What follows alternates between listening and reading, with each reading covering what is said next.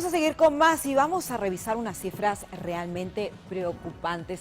¿Cómo han aumentado los índices de homicidio en el Perú? Vamos a revisarla para que entiendan la magnitud. Solamente en lo que llevamos de este año, 164 casos de muerte por homicidio en lo que llevamos del 2023.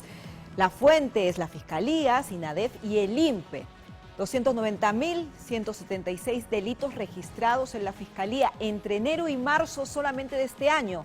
89.705 de estos están relacionados a delitos contra la vida, el cuerpo y la salud. Tenemos más cifras que compartir con ustedes. 4.529 de los delitos contra la vida, el cuerpo y la salud son por homicidios. 32 de ellos, de estos homicidios, son producto del sicariato. 3.084 personas se encuentran presas por el delito de homicidio calificado asesinato. Muchas veces reportamos que para los delincuentes la vida no vale absolutamente nada. Y justamente, ¿qué está ocurriendo en el Perú? ¿Qué está pasando a esta sociedad cada vez más violenta? Para analizar esta problemática ya estamos conectados vía Zoom con el psicólogo social Jorge Yamamoto. Muy buenas tardes, gracias por estar en comunicación con nosotros. Muy buenas tardes, un gusto saludarles. Jorge, con preocupación relatamos estas cifras preocupantes por la violencia, la agresividad y el poco valor que tienen estos asesinos por la vida, por un celular, por 5 soles, por 10 soles. No vale para ellos absolutamente nada. ¿Qué está pasando, Jorge? ¿Cuál es su impresión como psicólogo social? Sí, es un punto muy crítico y ha sido muy bien descrito. Esto señala una descomposición general de la sociedad. Si comparamos los crímenes violentos, los asesinatos de los años previos, vemos que estos se están incrementando. Y a pesar de que el número absoluto de crímenes por sicariato podría parecer bajo, 32 en estas alturas del año, es algo relativamente novedoso y en todo caso de un crecimiento exponencial.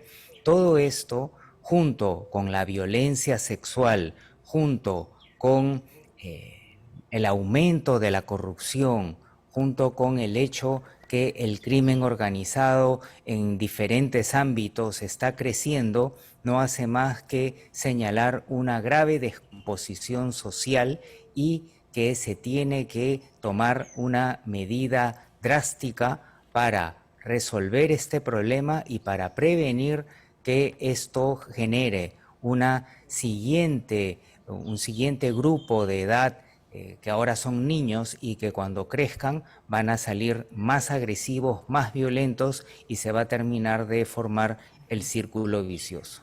Jorge, porque cuántas veces hemos visto a personas fallecidas en la calle, aquí lo hemos narrado, lo hemos reportado, dentro de maletas, casos terribles, tremendos, y el último que nos ha conmocionado es el de una joven en Huaral que lleva a su pareja supuestamente a un lugar para darle una sorpresa. Le pide que se tape los ojos, no sé si podemos recordar en imágenes lo que ocurrió, pero ¿cuál era el objetivo?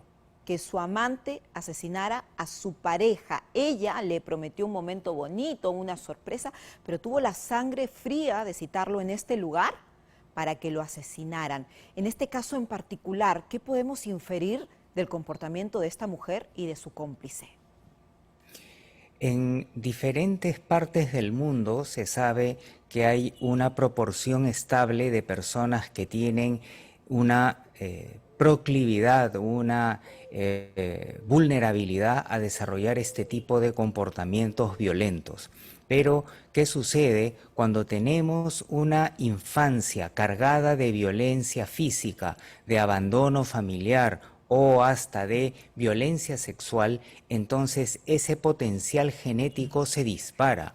Entonces lo que nos debe llamar la atención es observar cómo se han criado estas generaciones, pero ya eso es un poco leche derramada. Entonces tenemos que generar programas para enseñarle a la población que estas tres condiciones, el abandono de los niños, el maltrato físico y el abuso sexual, va a ser un importante disparador de esta violencia, de este sadismo. Jorge, Además, pero sí. si me permite, en este caso en particular, lo que nos llama la atención es que esta mujer le mintió a su pareja, le dijo, te tengo una sorpresa, es decir, fue con alevosía, fue planeado, fue muy cruel porque todo quedó registrado en las cámaras de seguridad. Ese puede ser un comportamiento psicópata de una persona con algún tipo de alteración, porque hay que tener mucha frialdad para citar a tu pareja, vendarle los ojos, decirle que es una sorpresa y finalmente el destino era asesinarlo. Por supuesto que siempre hay que tener para un diagnóstico una información más amplia, pero ya con estos elementos se dan varias señales de alerta grave que es posible que haya un problema de trastorno de personalidad antisocial o comúnmente llamado comportamiento psicopático o quizás un cuadro psicopático. No se trata de un crimen violento, que ya es algo grave, que alguien está manejando en la calle, se tropieza con otro que está en su mal día y terminan matándose de manera impulsiva. Aquí, como bien ha señalado, hay una planificación, una frialdad que nos llevaría justamente a esa hipótesis de el comportamiento psicopático, y por eso hablábamos de que hay una proporción estable en el planeta, pero que requiere de una activación, y esta podría ser una explicación de este caso. Jorge, también seguramente usted vio el caso del odontólogo que fue secuestrado, posteriormente asesinado y que se vio en un video su desesperación. Por favor, paguen. Pedían $600.000 para liberarlo, cosa que no ocurrió y lamentablemente terminó siendo asesinado. En el caso de las personas que están dispuestas a matar a una persona porque no se llega a un acuerdo económico, ¿qué podemos pensar de este tipo de acciones tan agresivas, tan violentas? ¿Qué hay detrás? ¿Prima el objetivo económico antes que la vida de un ser humano? No solamente eso, sino que ya cuando tenemos el diagnóstico de un trastorno de personalidad antisocial, que hay diferentes subtipos, pero una de las características es que disfrutan haciendo daño. La manipulación, el control es parte de su deseo, de su motivación natural. Y en el caso muy lamentable del dentista, a diferencia de otros secuestros, no hubo negociación, no hubo un descuento y se fue dando de manera muy cruel. Hay este tipo de extorsiones y de secuestros de diferentes nacionalidades, incluyendo la peruana, pero varios analistas, varios criminólogos están señalando que la incursión de extranjeros está generando una escalada en el nivel de violencia, no solamente en los secuestros, sino también en las extorsiones, y eso que genera que como reacción aumenta y se aumenta, y eso hay que detenerlo definitivamente. Hay venezolanos honestos que han venido, pero pareciera, y las noticias sugieren que han soltado a los presos, como hizo Fidel Castro para Miami, y eso puede ser un daño terrible para nuestra población y para nuestra sociedad. Y esto también se da paralelamente a la crisis de la frontera sur, en donde hay que hacer un equilibrio entre la humanidad y la defensa no solamente del territorio, sino de la seguridad de los peruanos. Jorge, qué información tan interesante usted está compartiendo con nosotros, porque el día de hoy nuestro equipo periodístico nos reunimos y encontramos un artículo del diario El País de España que señala que en Venezuela los crímenes, el sicariato, la delincuencia prácticamente se redujo en un 50%. Esto durante los últimos 30 años es la mejor cifra. Se redujo la delincuencia, la criminalidad, el sicariato, y muchos piensan esta problemática ha sido exportada a otros países como Perú, como Chile, como Colombia.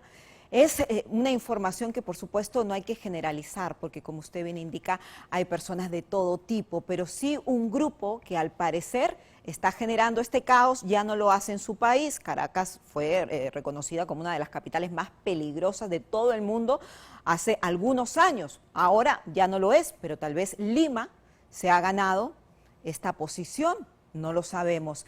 Pero también sería interesante analizar lo que pasa en la crisis migratoria, la línea de la concordia, porque también hay familias, hay niños y hay una falta de atención de las autoridades del mismo país, de Venezuela, sobre sus compatriotas. ¿Cuál es su análisis al respecto? Ahí el tema se apunta directamente a la crisis de liderazgo que viene teniendo Venezuela, por lo menos en los dos últimos presidentes.